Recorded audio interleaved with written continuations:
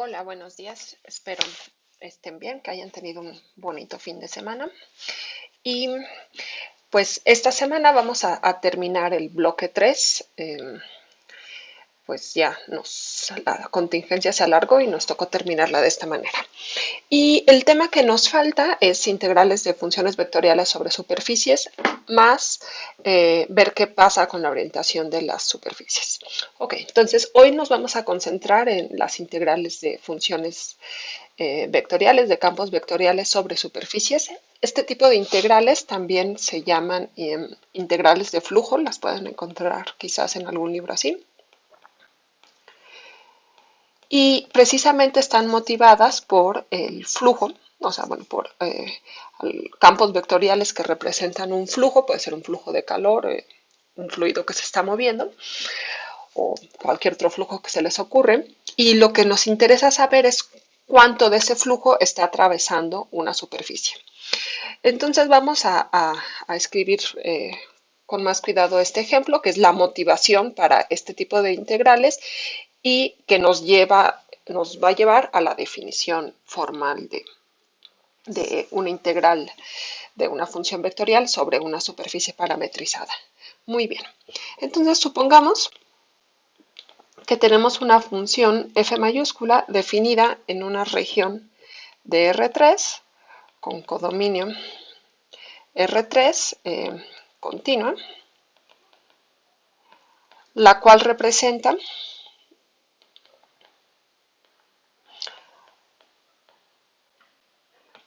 el campo de velocidades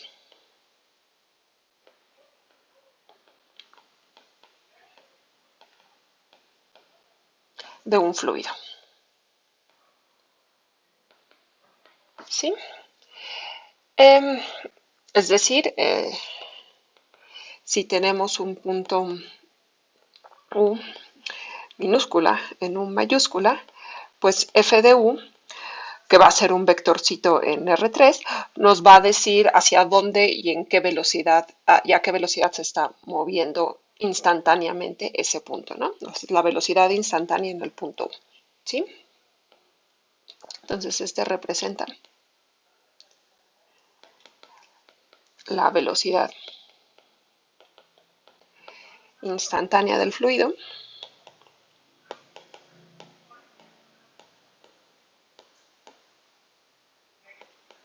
en el punto U.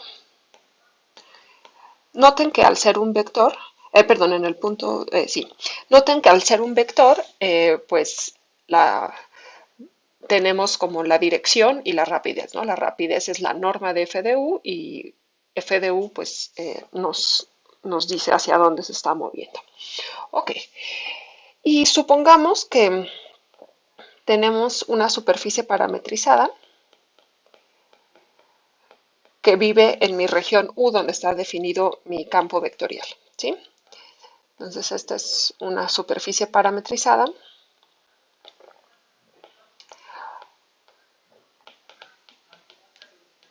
por una función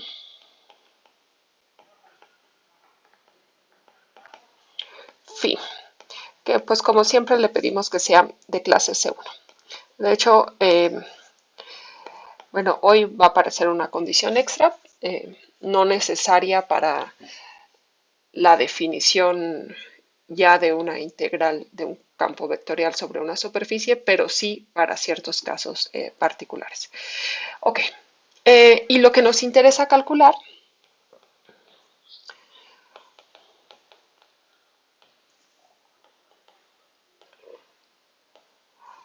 es la cantidad total de fluido,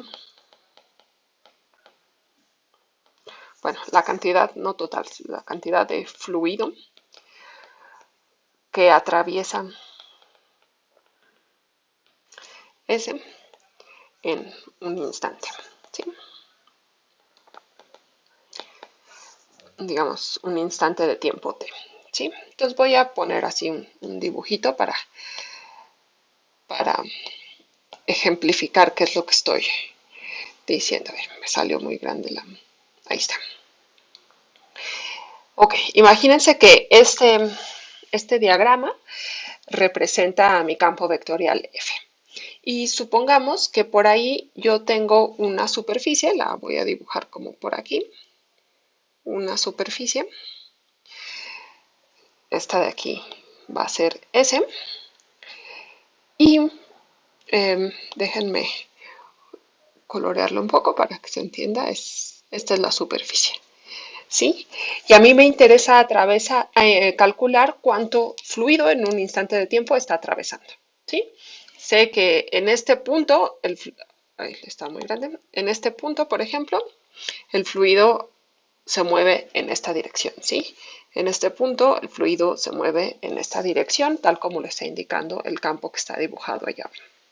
Ok, entonces para entender un poquito más nuestro problema, vamos a ver un par de casos particulares. Entonces, supongamos que este es un caso particular,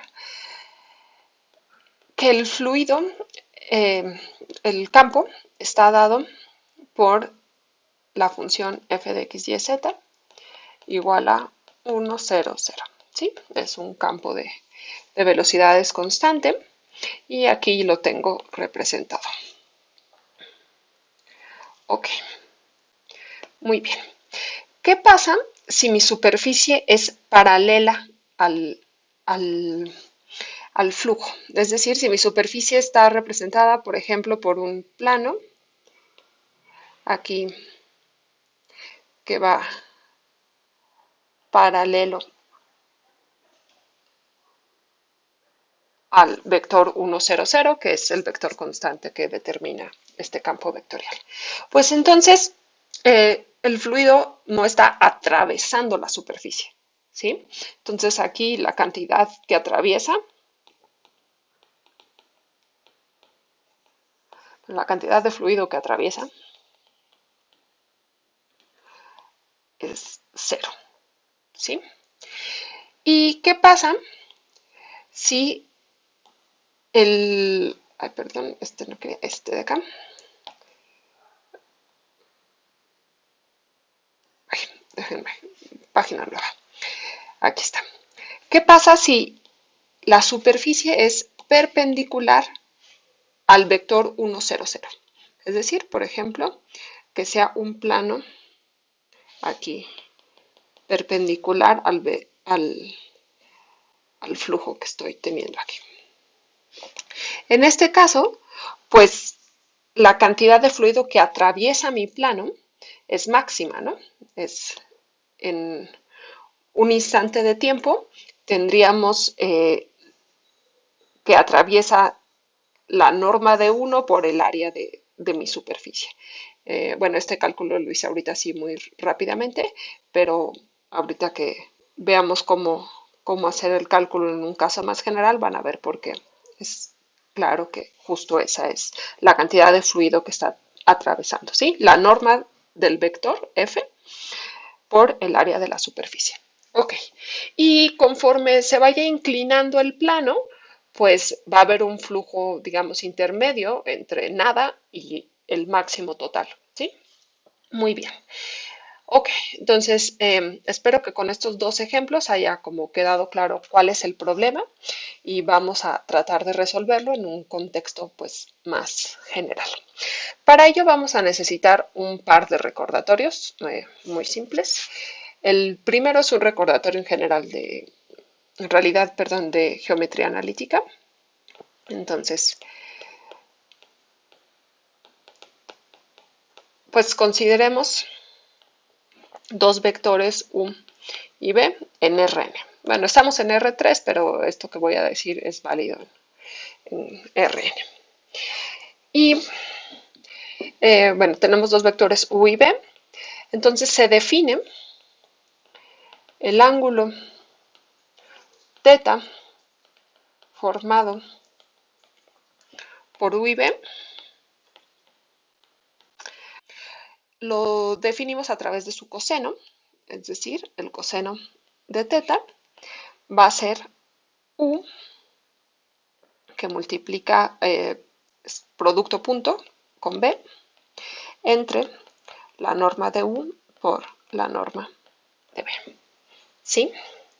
Y de esa fórmula podemos calcular la longitud de la proyección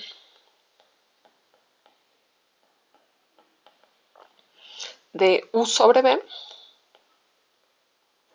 esto luego se denota así como pro de U sobre B, pues está dada.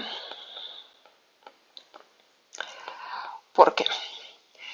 A ver, vamos a hacer un triangulito aquí. Supongamos que este de aquí es B, este de aquí es U, y a mí me interesa calcular la proyección, ¿sí? Es decir, encontrar el punto en la recta determinada por B más cercano al vector U. Pues si este ángulo es θ, esta longitud, que es la que yo estoy queriendo calcular, ¿quién sería?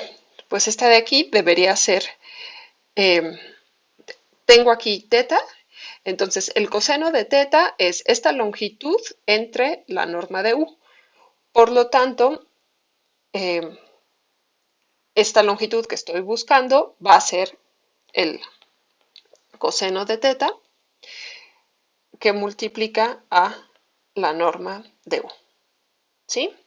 Esto es U por B entre norma de U por norma de B. Esto es el coseno de θ por norma de U. Entonces cancelamos y nos queda que la proyección es exactamente U por B entre norma de B. En particular, si la norma de B es igual a 1, pues el producto punto simplemente es la proyección. Si B tiene norma 1, pues el producto punto de U con B será simplemente la proyección.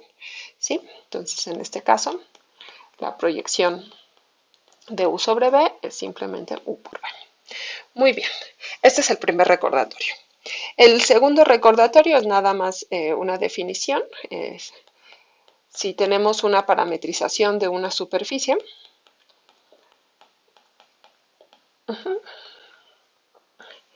bueno, es una parametrización de diferenciable.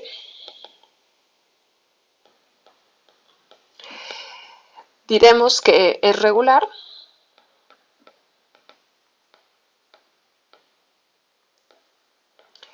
si siempre el vector normal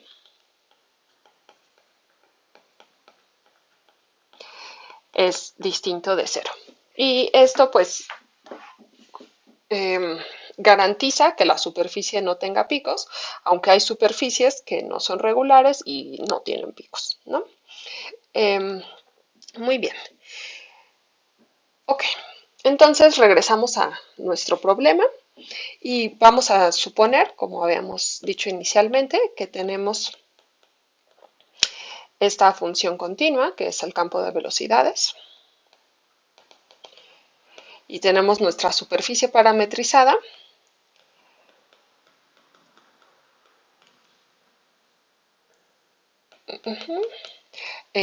Aquí sí vamos a pedirle que sea de clase S1, no solo diferenciable. Y de momento vamos a pedirle que sea regular o al menos que sea regular en todo D, salvo un conjunto de contenido cero.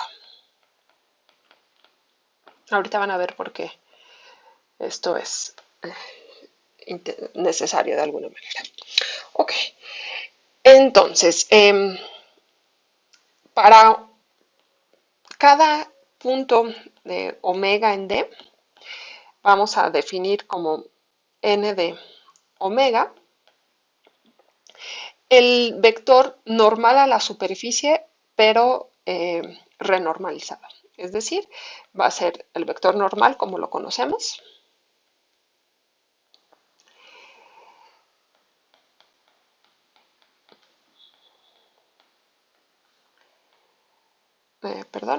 Parcial respecto de B en omega. Esto dividido entre su norma. Y esto lo podemos hacer siempre y cuando el vector normal sea distinto de cero. Es decir, siempre y cuando eh, la superficie sea regular.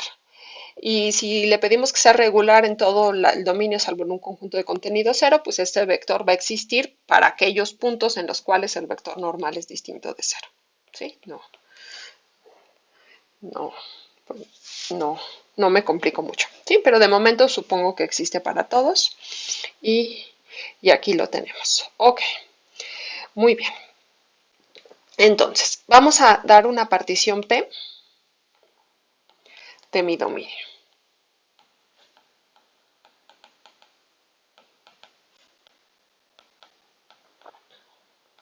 Del dominio D. Sí, entonces tenemos, bueno, no lo dije, pero casi siempre en estos ejercicios estoy asumiendo que D es un rectángulo en R2. Tengo aquí mi partición, tengo mi superficie y esta partición divide en parchecitos a la superficie. Ahora, me voy a fijar en un rectángulo en particular aquí que voy a denotar por Q. Este va a ser, no sé, la Q. Y dentro de Q, pues yo me voy a tomar un vector arbitrario, omega Q. Como mi función es, eh, mi parametrización es regular o regular en todos lados menos en un conjunto de contenido cero, puedo tomar omega Q de manera que el vector normal sea distinto de cero. ¿Sí? Si diera la casualidad de que en todo el rectángulo Q los vectores normales fueran cero, pues entonces, ¿qué pasaría? Todo ese conjunto estaría, bueno, todo el rectángulo no tiene contenido cero y por lo tanto la parametrización phi no sería regular habría mis bolas. Por lo tanto, la parametrización phi sería no regular en un conjunto que no tiene contenido cero. ¿Sí? Ok, y como no queremos eso, eso no es posible y por lo tanto nosotros podemos elegir omega q de manera que este vector normal exista, ¿no? Existe. Ok, entonces me fijo aquí en phi de q, es un parchecito que está aquí, entonces aquí es phi de q. Y bueno, por ahí está phi de omega q, ¿sí? Es un puntito ahí en el parche. Y el flujo en ese punto lo podemos dibujar con esta flecha. Este sería F en phi de omega q.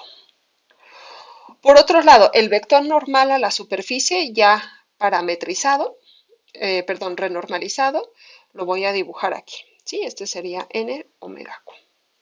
Ok.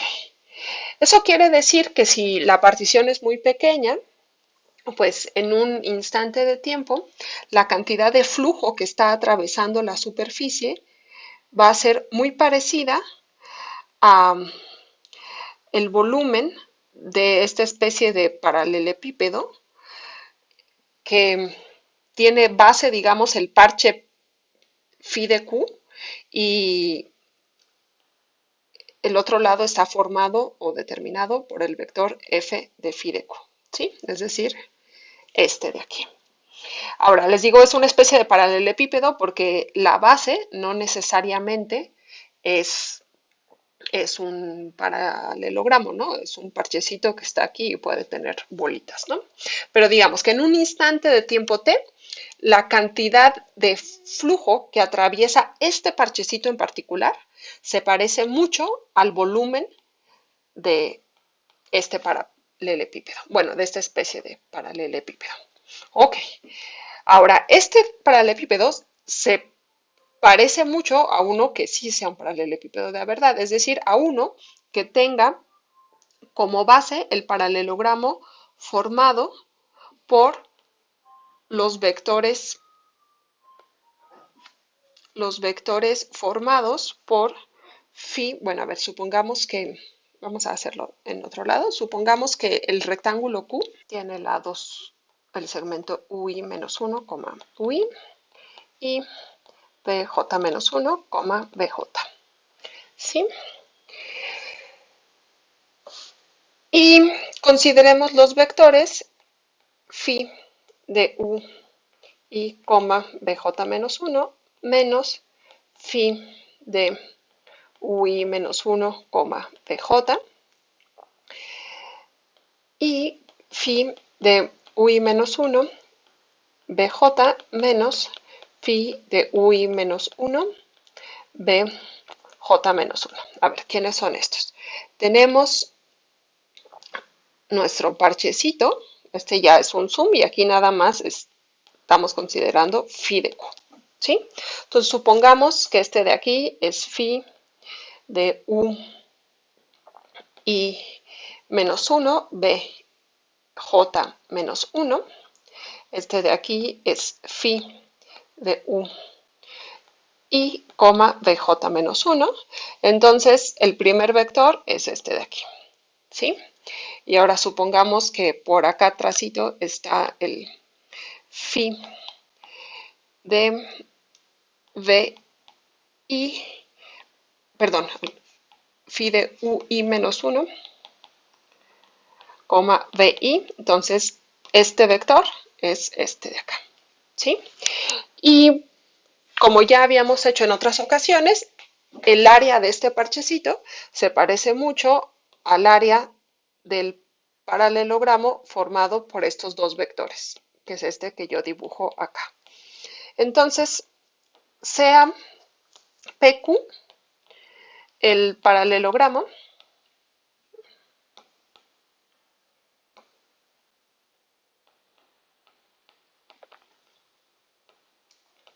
formado por estos dos vectores.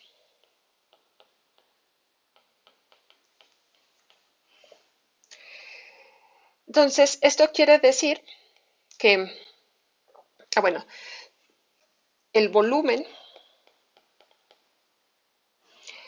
del paralelepípedo, lo voy a poner entre comillas,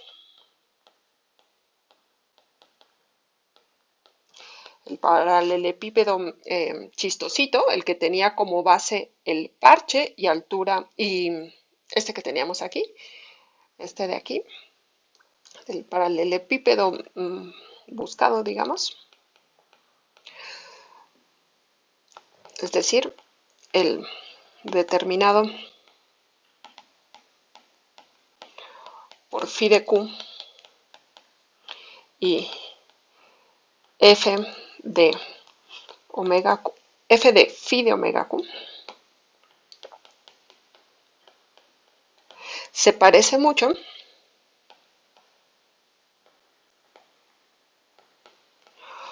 al paralelepípedo de a de veras,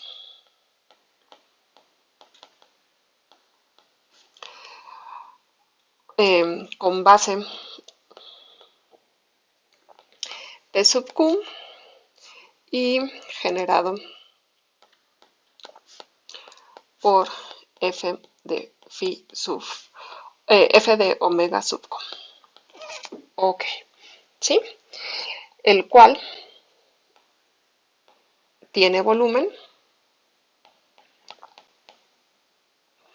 pues el área de P sub Q por la altura. ¿Y quién es esta altura?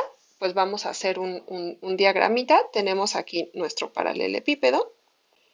Tenemos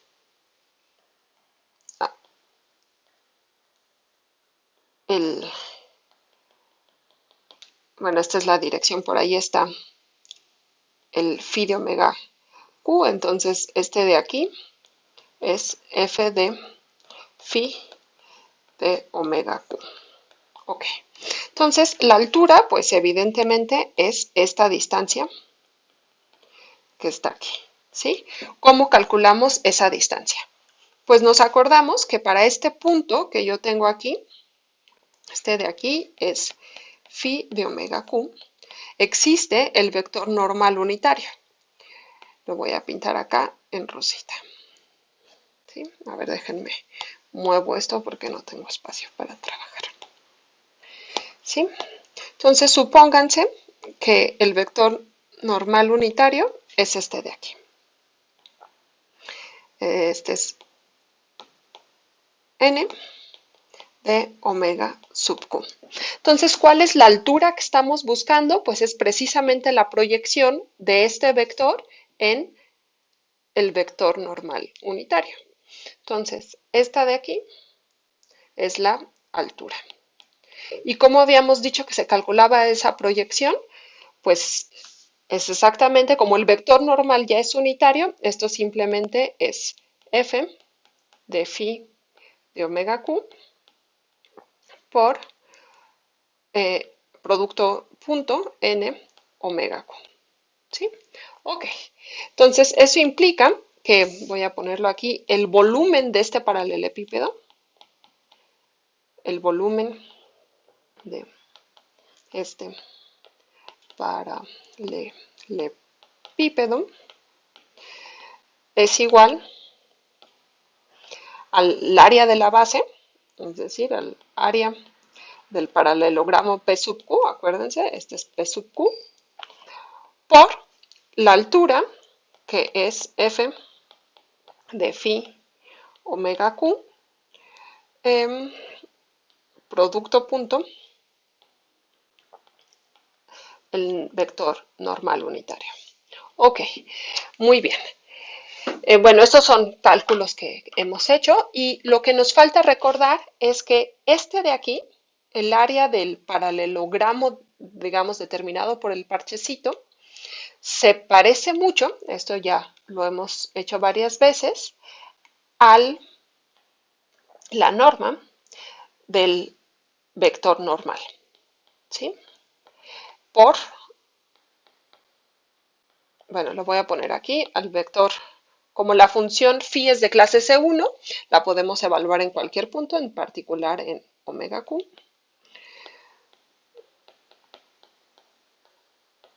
Omega q, perdón, parcial respecto de b. Entonces, el área del paralelogramo se parece mucho a la norma de este vector por el volumen de q. ¿Sí? Ok, entonces, bueno, estos son cálculos sucios que hice por aquí. Vamos a ponerlo todo en limpio. Entonces, el volumen de fluido que atraviesa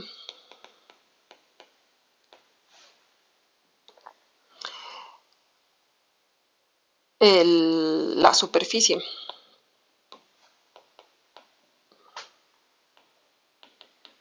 en el instante t, lo vamos a denotar por W mayúscula, se aproxima de la siguiente manera.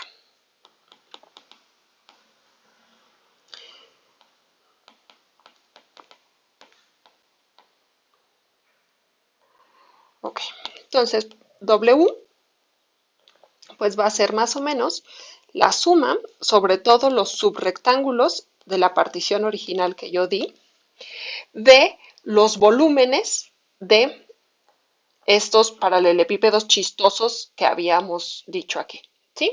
Entonces a los paralelepípedos chistosos, déjenme ponerlos así, paralelepípedo chistoso con base phi de q, ¿sí?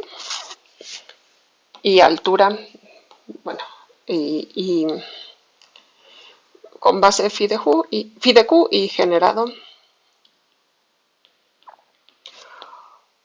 por f de omega q, ¿sí?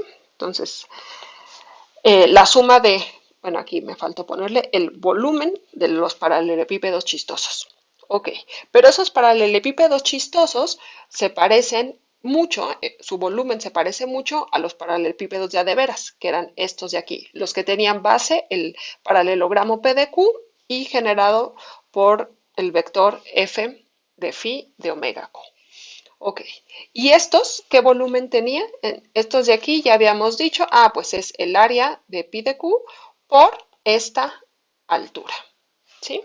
Entonces, esto se parece mucho a la suma sobre todos los subrectángulos de los volúmenes de los paralelepípedos de a de veras, que tenían volumen, área de paralelogramo por f de phi de omega q, producto punto n de omega q.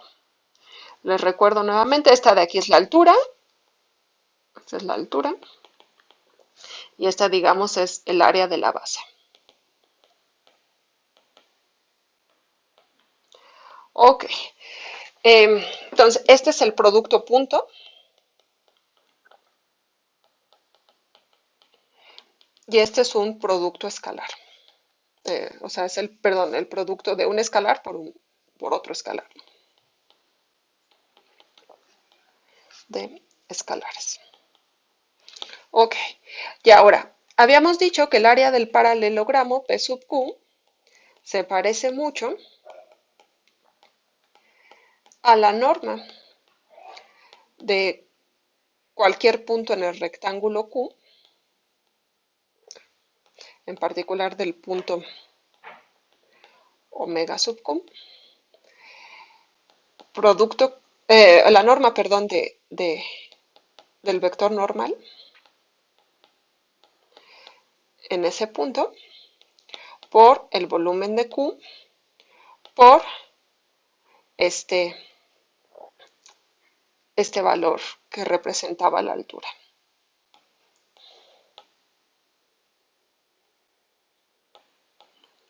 Ok, no cabe. Aquí está. Ok, muy bien. Entonces vamos a reorganizar esto de aquí. Estos son puros valores escalares. Vamos a nada más cambiar el orden en el que aparecen. Esto pues es la suma sobre todos los subrectángulos. Aquí estoy escribiendo. Este es subrectángulos de la partición P. Subrectángulos de la partición P. De el producto punto de f en phi de omega q que multiplica al vector normal unitario, y todo esto multiplica a la norma del vector normal en el punto omega q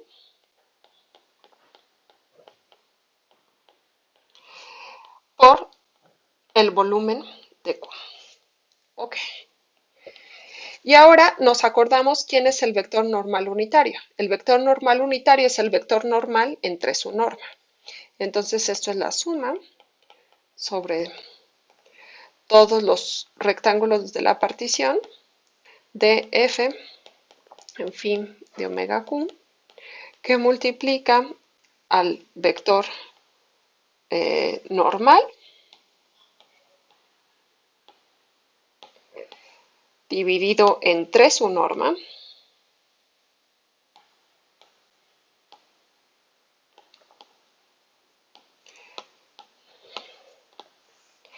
¿sí? Este de aquí, esta parte de aquí, todo esto es exactamente el vector normal unitario, ¿sí? Ok, y todo esto está multiplicando a la norma del vector normal, ya no ocupo el otro, déjenme ponerlo por aquí.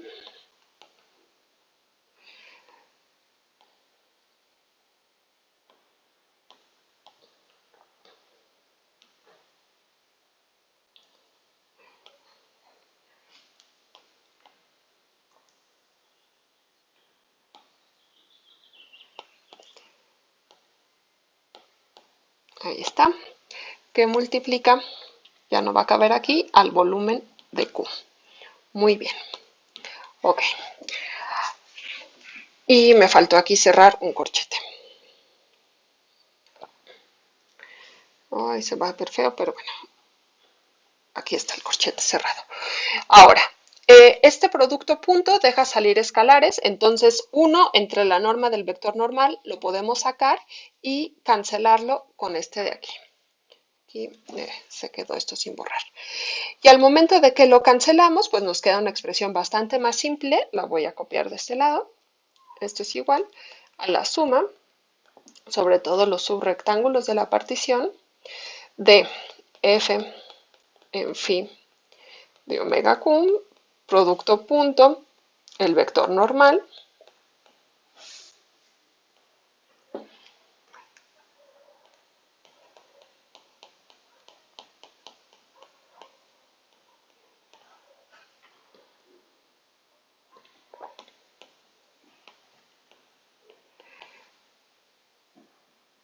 entre paréntesis, y todo esto que multiplica al volumen de Q. Y si se fijan, esto de aquí es una suma de Riemann de la función f compuesta con phi, producto punto, el vector normal, ¿sí? O sea, producto punto, la parcial de phi respecto de u, producto cruz, la parcial de phi respecto de b. Entonces, como las parciales de phi son continuas, f es continua, la composición f con phi es continua, todo esto es una función integrable. Si la partición p es suficientemente pequeña, esto se va a aproximar a la integral sobre la región D, el dominio de mi parametrización, de la función f compuesta con phi, eh, producto punto, parcial de phi respecto de u, producto cruz, parcial de phi respecto de b, y pues esta de aquí es la definición que andábamos buscando, ¿sí? Entonces, después de este razonamiento que, digamos, aproxima o da solución al problema que teníamos originalmente, definimos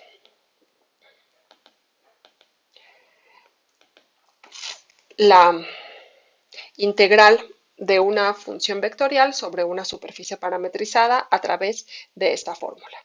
Entonces, vamos a escribirlo.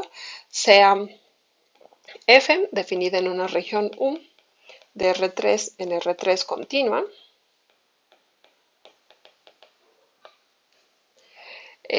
phi definida en un rectángulo de R2 con codominio R3 de clase C1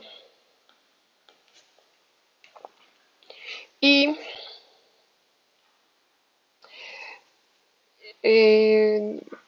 no le pido regular y ahorita van a ver por qué. O sea, f, entonces definimos la integral, ya sabía que me faltaba y con phi de d metido en O, ¿sí?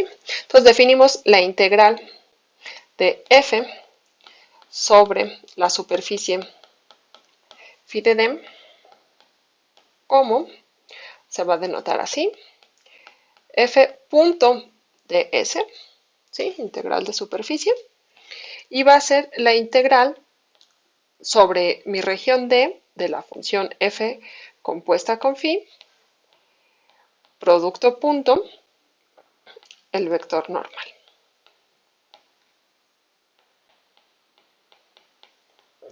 Y noten que esta que tenemos aquí, esta es una integral de las que vimos al inicio del curso. ¿Sí? Es una integral de Riemann normalita en una región de R2. Ahora, para esta definición, esto es una definición, yo no necesito que esta de aquí sea distinto de cero. Si es distinto de cero, perdón, si es cero en algún punto, no pasa nada, pues este producto será cero. ¿Sí? Y yo lo puedo calcular sin ningún problema. Lo único que va a pasar es que el resultado que obtengamos quizás no represente satisfactoriamente el caso que teníamos, el ejemplo con el cual partimos aquí. ¿Sí? Pero digamos que nosotros podemos hacer el cálculo y no pasa nada. En particular va a suceder que cuando parametrizamos la esfera, Eh, el vector normal, bueno, ahorita vamos a ver un ejemplo, vamos a ver el ejemplo. El vector normal se puede hacer cero en algunos puntos, es un conjunto de contenido cero, de hecho, donde se hace cero, y pues no pasa nada, de cualquier forma se puede calcular la integral, ¿sí? Ok, entonces, pues vamos a ver ese ejemplo.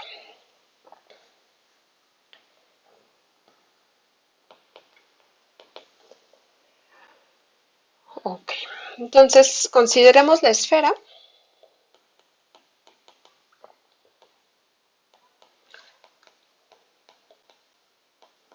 Esfera unitaria parametrizada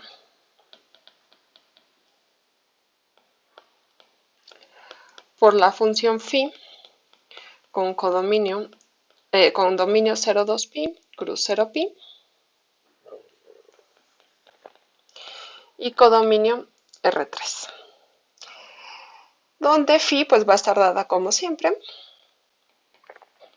a través de las coordenadas esféricas, va a ser coseno de u, perdón, coseno de u por seno de b,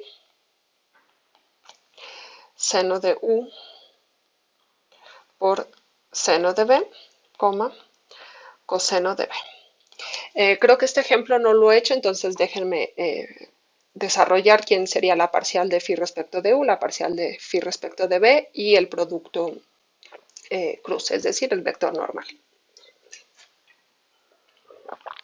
Entonces la parcial de phi respecto de u, pues sería, derivamos respecto de u, nos da menos seno de u por seno de b, coseno de u por seno de b, 0. Luego la parcial de phi respecto de b en u, b sería coseno de u por coseno de b, coma, seno de u por coseno de b, coma, menos seno de b. Y el producto cruz de estos dos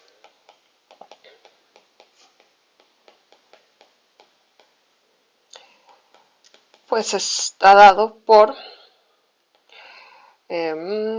sería menos coseno de u por seno cuadrado de b, menos seno de u por seno cuadrado de b, coma, menos coseno de b por seno de b.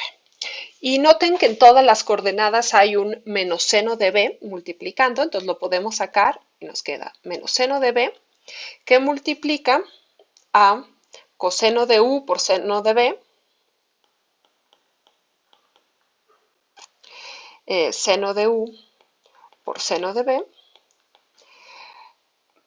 por coseno de b.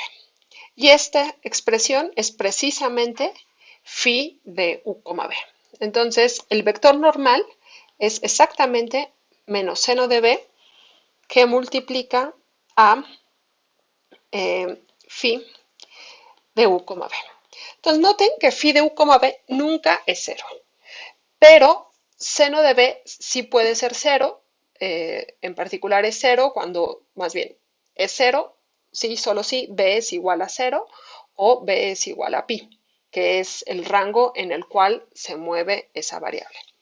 Ok, entonces esto sí puede ser cero, y si dibujamos el dominio de mi función, 0, 2pi, 0pi, pues lo que pasa es que en toda esta zona y en toda esta zona el vector normal se hace cero. De ejercicio, ¿cuál es la imagen de estos dos segmentos? ¿Sí? ¿Dónde están esos segmentos en la esfera? Ok, muy bien. Entonces ya calculamos quién es el vector normal.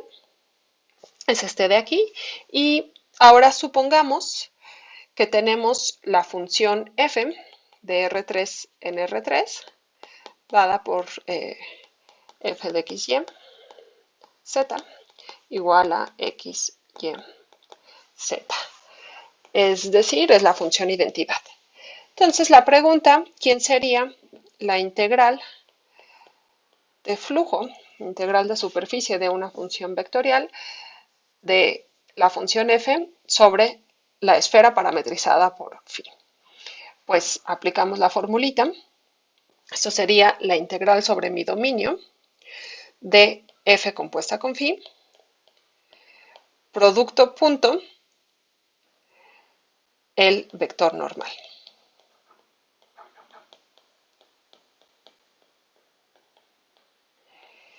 ¿Y esto qué es? Pues vamos a el dominio, ya sabemos que es el rectángulo 0, 2pi, cruz 0pi. F compuesta con phi es phi porque f es la identidad, ¿sí? Entonces esto simplemente es phi de u, b, y ya habíamos dicho que el vector normal es menos seno de b que multiplica a phi de u, b. Ok.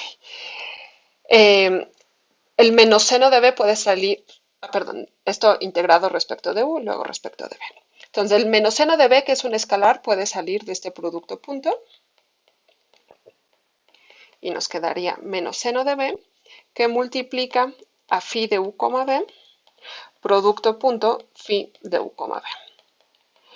Y si se fijan, phi de u, b, producto punto phi de u, b, es la norma al cuadrado de phi de u, b, ¿sí? O sea, un vector producto punto sí mismo es su norma al cuadrado.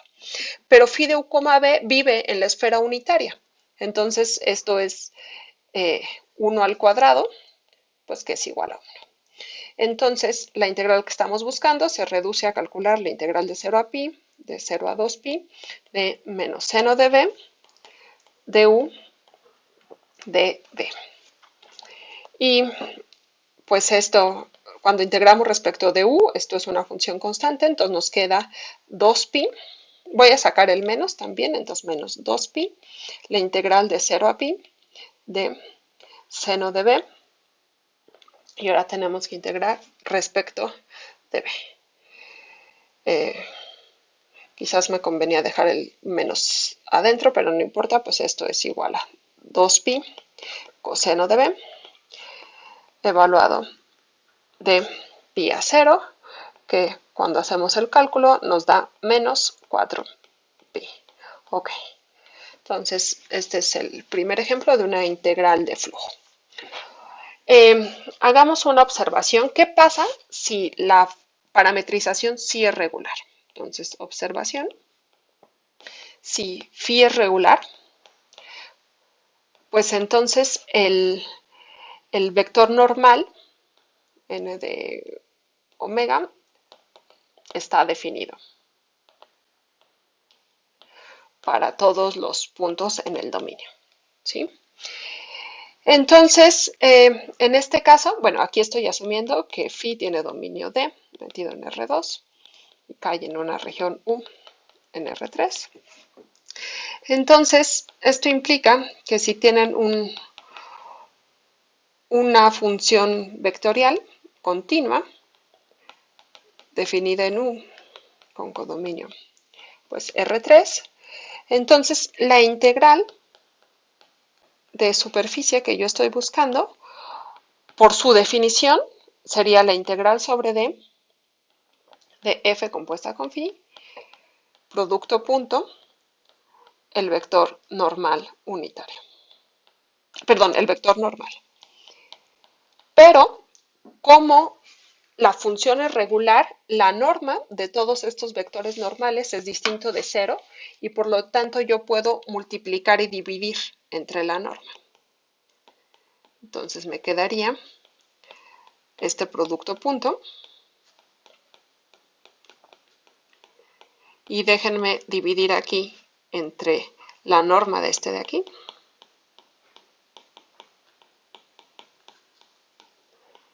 que multiplica a la misma norma.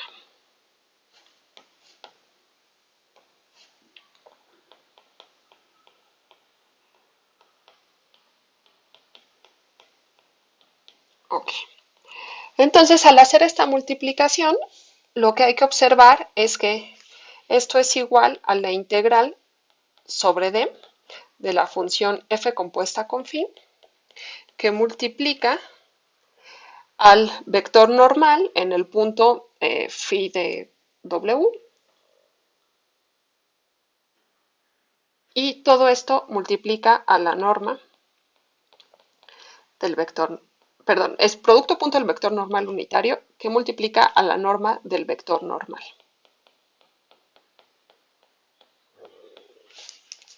Muy bien. Y al haber hecho esto, pues lo que nos debe recordar es a la definición de integral de superficie de una función escalar. Ahora la función escalar que tenemos es esta de aquí, ¿sí? Bueno, f producto punto n. Entonces, pues esto se puede ver como la integral de superficie de la función escalar f.n sobre la superficie parametrizada por phi, ¿sí? Bueno, esto es nada más como una observación, ¿sí? Que estas integrales, en el caso de que la superficie sea regular, la integral de una función vectorial se puede ver como la integral de una función escalar. ¿Qué función escalar? Esta de aquí, ¿sí? Esta de aquí. Ok, muy bien. Y pues para terminar, solo nos queda ver el teorema clásico sobre la linealidad de este tipo de integrales. Entonces, sea un teorema.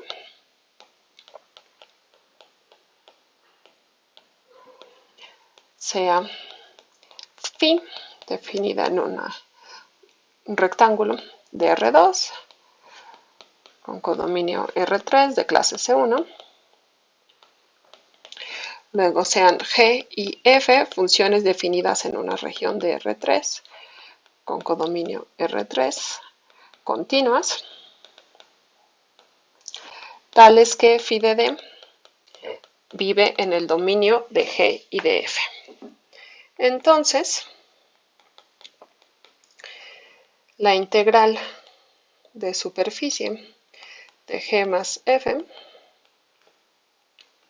pues es igual a la integral de G